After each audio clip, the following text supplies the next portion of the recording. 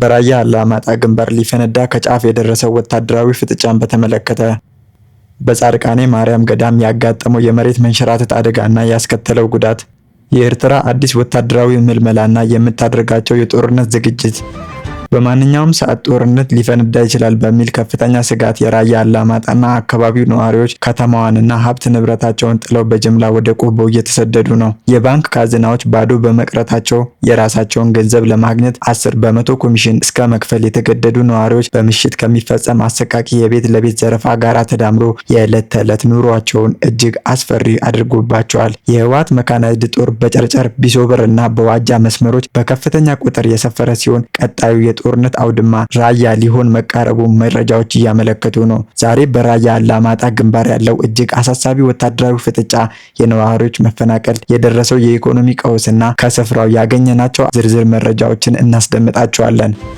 በሰሜን ሸዋ ዞን በሚገኘው ታሪካዊ የጻድቃኔ ማርያም ገዳም ትናንት ማለዳ የተከሰተው አሰቃቂ የመሬት መንሸራተት መላውን ሕዝብ በሐዘን አስደንግጧል። ለመሆኑ ይህ ያልተጠበቀና ዘግናኝ አደጋ እንዴት ሊከሰት ቻለ? ዋሻው ሲናድ ከፍርስራሹ ስር ነፍስ ለማዳን የተደረገው ፈታኝ ርብርብስ ምን ይመስል ነበር? የዓይን እማኞች ምን ይላሉ? ሙሉ ዝርዝር መረጃውንና አሳዛኙን ክስተት አጠናክረን ይዘናል። በሰሜን ኢትዮጵያ ማንም ያልጠበቀውና አስደንጋጭ ክስተት እየተፈጠረ ነው። የኤርትራ ሰራዊት በትግራይ ምድር በጉሎምዳ ወረዳ ገብቶ በህወሓት መሪዎች ልዩ አቀባበል ሲደረግለት ወታደሮቹ በጋራ ሲጨፍሩም ታይተዋል። ይህ ብቻ አይደለም። በአካባቢው አየር ላይ አሳሳቢ የድሮን የስለላ እንቅስቃሴ እየተደረገ ሲሆን፣ በኤርትራ በኩል ደግሞ በአስቸኳይ ወደ ሳዋ ወታደራዊ ማሰልጠኛ የሚጎርፉ በሺዎች የሚቆጠሩ ወጣቶች ቁጥር ጨምሯል። ታዲያ በሰሜን ኢትዮጵያ በትክክል ምን እየተካሄደ ነው? ይህ አዲስና ያልተጠበቀ ወታደራዊ እንቅስቃሴ የቀጠናው ዕጣ ፈንታ ወዴት ያመራዋል? ሙሉና የተረጋገጠ መረጃን ይዘን ቀርበናል። ውድ የሸገር ጆርናል ቤተሰቦች ቪዲዮውን ላይክ በማድረግ ጀምሩት እያልን ወደ መረጃዎቹ አለፍን።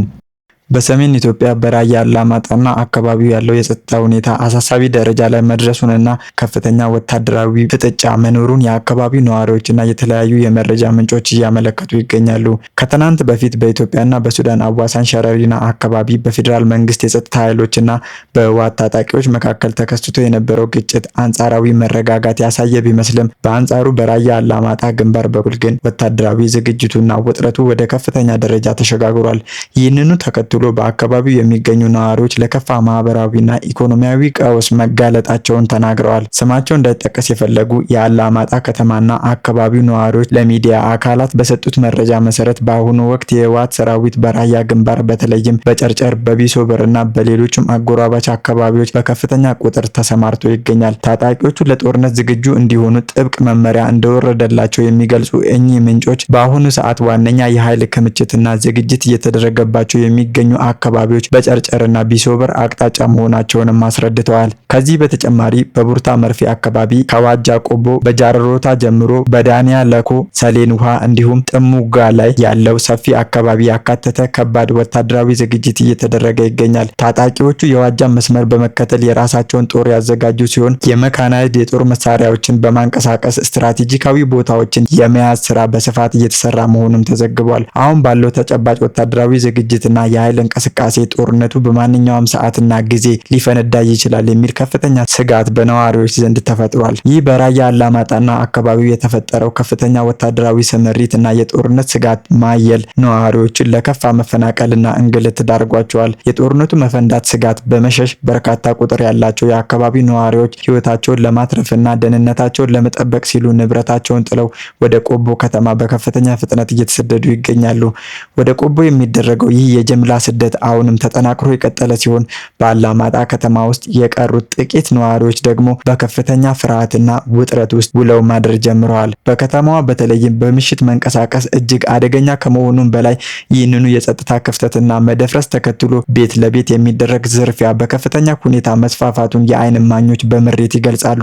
የትራንስፖርት አገልግሎት ሙሉ በሙሉ በሚባል ደረጃ በመቆሙ ምክንያት የወጣቶች እንቅስቃሴ እጅግ የተገደበ ሆኗል።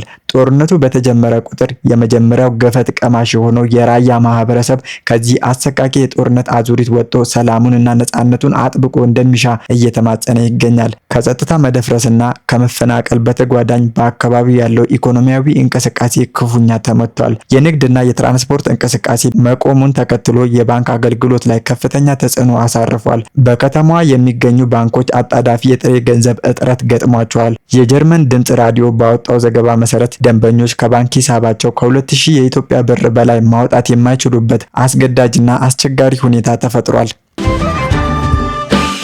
በአማራ ብሔራዊ ክልላዊ መንግስት በሰሜን ሸዋ ዞን ዋጃና ወጀራ ወረዳ በሚገኝ የጻድቃኔ ደብረ ምጥማቅ ቅድስት ማርያም ገዳም ውስጥ በደረሰ ድንገተኛ የመሬት መንሸራተትና መናድ አደጋ የ14 ምዕመናን ሕይወት ማለፉ ተረጋግጧል። ይህ አሳዛኝ ክስተት የተመዘገበው ትናንት ሐምሌ 27 ማለዳ ላይ ሲሆን ለጸበልና ለሱባኤ ወደ ስፍራው ያቀኑ ምዕመናን ያልታሰበ አደጋ አጋጥሟቸዋል። የሰሜን ሸዋ ዞን ሀገረ ስብከትና የወረዳው አስተዳደር ባወጡት የጋራ መግለጫ በአደጋው ከሞቱት 14 ሰዎች በተጨማሪ 5 ሰዎች ላይ ከባድ የአካል ጉዳት እንዲሁም በ2 ሰዎች ላይ ደግሞ መለስተኛ ጉዳት መድረሱን ይፋ አድርገዋል። አደጋው የተከሰተው ትናንት ከጠዋቱ 1 ሰዓት እስከ 2 ሰዓት ባለው ጊዜ ውስጥ መሆኑን በስፍራው የነበሩ የዓይን እማኞች ያስረዳሉ።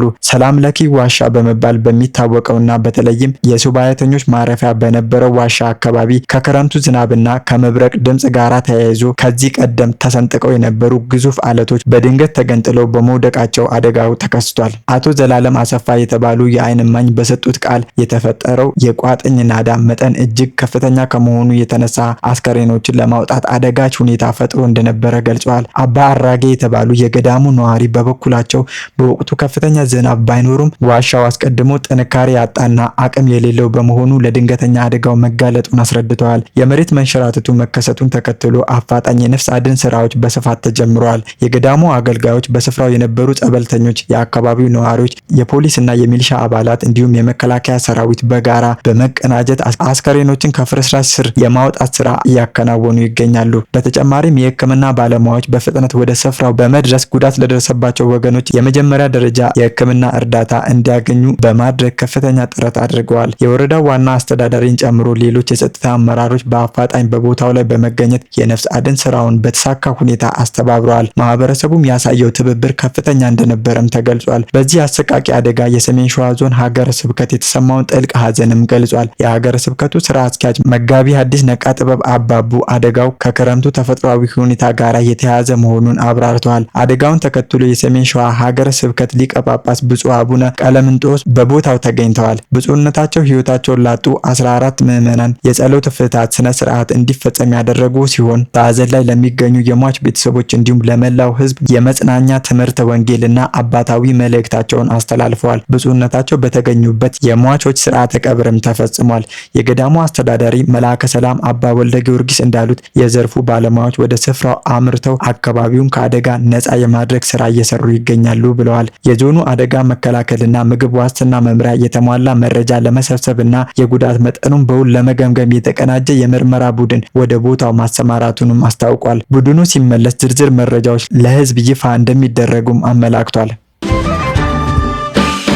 በሰሜን ኢትዮጵያና በቀጠናው ያለው የጸጥታ ሁኔታ አዳዲስና ያልተጠበቁ ክስተቶችን እያስተናገደ ይገኛል። በተለይም በትግራይ ክልል አዋሳኝ አካባቢዎች በስፋት የሚታዩ ወታደራዊ እንቅስቃሴዎች፣ በኤርትራ መንግስት በኩል እየተደረገ ያለው አዲስ የጦር ምልመላ እንዲሁም የፖለቲካ ፓርቲዎች እያሰሙት ያለው የሰላም ጥሪ የቀጠናውን ወቅታዊ ሁኔታ እጅግ ውጥረት የተሞላበት አድርጎታል። ሐምሌ 26 2018 በትግራይ ክልል ምስራቃዊ ዞን በጉሎም ከዳ ወረዳ ዝባ ህጻ ተብሎ በሚጠራ ስፍራ እጅግ ያልተጠበቀና አዲስ ወታደራዊ ክስተት ተስተውሏል። ከአካባቢው ምንጮች በወጡ የተረጋገጡ መረጃዎች መሰረት የኤርትራ ሰራዊት አባላት እና ከፍተኛ ወታደራዊ መሪዎች ወደ ስፍራው የገቡ ሲሆን በቦታው በሚገኙ የህወሓት ወታደራዊ መሪዎችና ኃይሎች በኩልም ልዩ አቀባበል እንደተደረገላቸው ታውቋል። ይህ ክስተት የሁለቱ ወገኖችን የቀድሞ የሻከረ ግንኙነት ታሪክ ወደ ጎን የተወና አዲስ የትብብር መልክን ያሳየ ነው ተብሏል። ሁለቱ ኃይሎች በአካባቢው በጋራ በመሆን ሰፊ ወታደራዊ ቅስቀሳ ያካሄዱ ሲሆን የኤርትራ ሰራዊት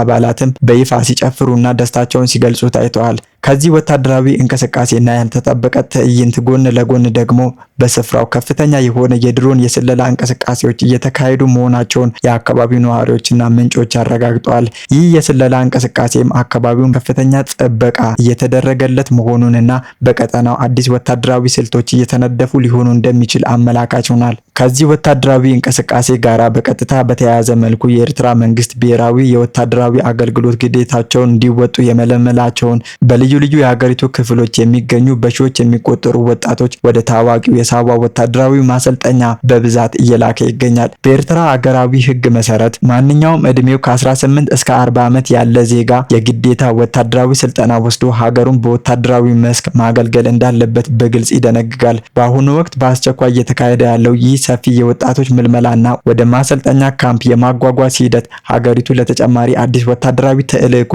ራሷን እያዘጋጀች መሆኑን በግልጽ የሚያሳይ ነው። ይህ የኤርትራ ጦር ሰፊ ዝግጅት በትግራይ ክልል አዋሳኝ አካባቢዎች ከታየው አዲስ እንቅስቃሴ ጋራ ተዳምሮ ሲታይ የቀጠናው የሰላምና የጸጥታ ሁኔታ ይበልጥ አሳሳቢና መተንበይ ወደማይቻልበት ደረጃ አድርሶታል። በሌላ በኩል ይህንን እጅግ አሳሳቢ የሆነ የጸጥታና እያንዣበበ ያለውን የጦርነት ደመና አስመልክቶ ሳልሳይ ወያኔ ትግራይ የተሰኘ የፖለቲካ ፓርቲ ጥብቅ ማሳሰቢያና አፋጣኝ የሰላም ጥሪን አቀርቧል። ፓርቲው ለህዝብ ይፋ ባደረገው መግለጫ እንዳመለከተው ከሰላማዊ ውይይትና ድርድር ይልቅ የጦርነት አማራጭ የመረጡ አካላት የበርካታ ንጹሃን ዜጎችን ህይወት ወደሚቀጥፍ እና ሁለንተናዊ የኢኮኖሚና ማህበራዊ ውድመት ወደሚያስከትል አዲስ የደም መፋሰስ ግጭት ውስጥ እየገቡ መሆናቸውን አጥብቆ አውግዟል። ይሁን እንጂ የትግራይ ወጣቶች ለድጋሚ ጦርነትና እልቂት የሚዳርጉ አካላት ይህንን የማንቀደውልና ተደጋጋሚ ማስጠንቀቂያ ለመስማት ፈቃደኛ አለመሆናቸውን እጅግ አሳዛኝና ታሪካዊ ስህተት መሆኑን ገልጿል። በመጨረሻም ይህንን አስከፊና አደገኛ ሁኔታ በአስቸኳይ ለመቀልበስ እንዲሁም ተጨማሪ የሰው ህይወት ጥፋትን ለማስቆም ያላቸውን ሁለንተናዊ ጫናና ተጽዕኖ አጠናክረው እንዲቀጥሉ ፓርቲው ጥሪውን አስተላልፏል። ውድ አድማጭ ተመልካቾቻችን ለዛሬ ያሰናዳንላችሁ መረጃዎቻችን እኚህን ይመስሉ ነበረ። አብራችሁን ስለቆያችሁ ከልብ እናመሰግናለን።